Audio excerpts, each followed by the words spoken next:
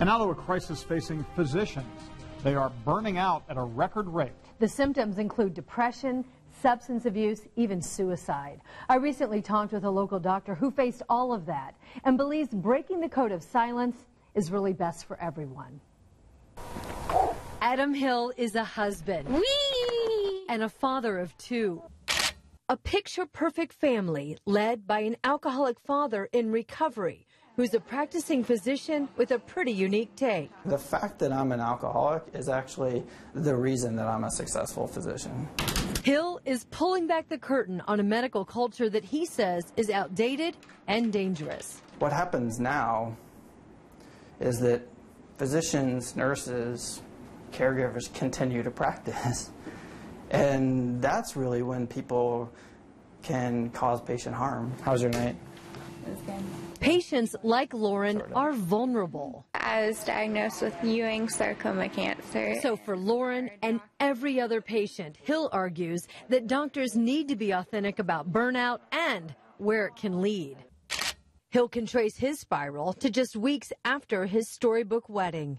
The young couple moved away from family support for a fellowship at Duke.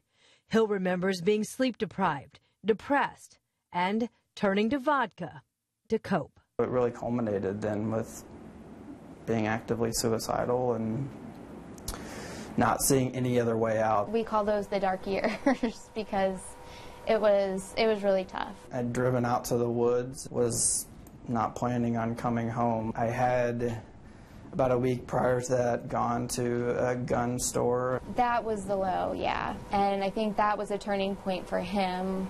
And that's, almost 6 years ago. It was a lot of hard work, especially the first 6 months or a year.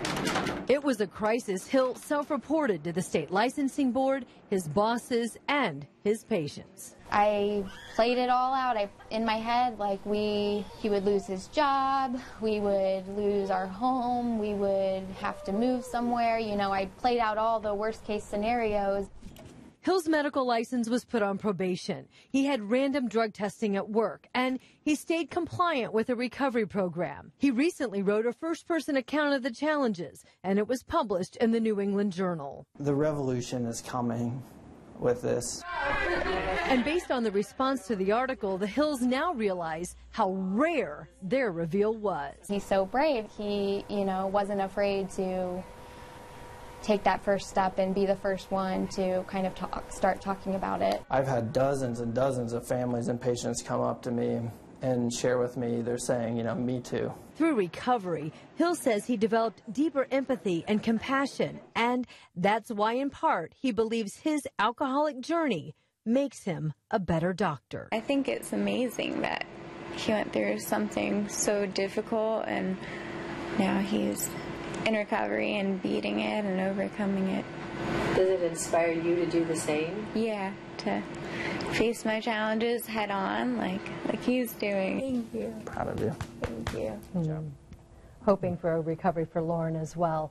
Well, Dr. Hill hopes that others see that this is part of the human condition, that it's survivable, that you can recover and you can thrive.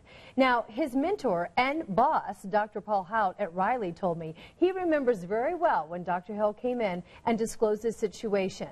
And Dr. Hout says he found that those who actively address and seek support are those who ultimately have the most success. That's a difficult situation, but taking that first step.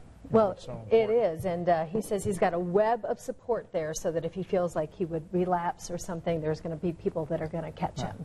Well, late